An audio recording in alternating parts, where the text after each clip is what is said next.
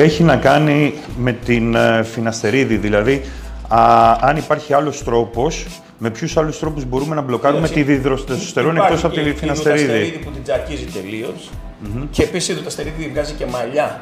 Ενώ η φιναστερίδη αποτρέπει την ελοπικίαση, η δουταστερίδη σου βγάζει νέες τρίχες. Ναι, αλλά μειώνει τη libido. Ναι, πρόσεξε και τι κάνεις. Παίρνεις και τεστοστερόνη μαζί. Τι λέει ο Μεγασχερτόκ, ο μεγαλύτερος γυριάτρος στον κόσμο.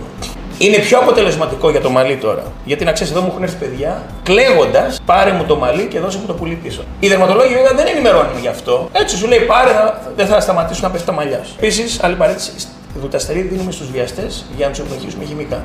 Λοιπόν, σου σκοτώνει τελείως τη διαιτητική και τη διάθεση, την αυτοπεποίθηση, τη libido. Αυτό δεν πρόσεξε, τι λέει ο Χερτόκο. Για το τριχωτό είναι πιο αποτελεσματικό να παίρνεις όχι απλά δούτα, αλλά δούτα με τέστο. Γιατί? Καταρχάς, αν πάρεις μόνο δούτα ή φίνα, θα σκοτώσεις τη libido και θα πας και κατάθλιψη. Αν πάρεις τέστο, κόβεις την εξίσωση τέστο προς δούτα. Όμως, έχεις τα θετικά ωφέλη της τέστο που ποια είναι. Γνωρίζουμε ότι τέστο κάνει αλλοπικίαση και υπερτρίχωση. Αν εσύ μπλοκάρεις την εξίσωση για την αλλοπικίαση, έχεις υπερτρίχωση στο κεφάλι. Με χοντρές τρίχες, εφόσον παίρνεις αντιανδρογόνο και τέστο.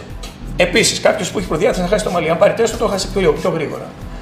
Αν πάρει μόνο αντιανδρογόνα, δεν θα του σηκώνεται και θα έχει κατάθλιψη. Αν πάρει τέστο και αντιανδρογόνα, σε 6 μήνες μέσα θα βγάλει παχύτερο μαλλί. Αλλά είναι καταδικασμένος να παίρνει αυτό το συνδυασμό για πάντα.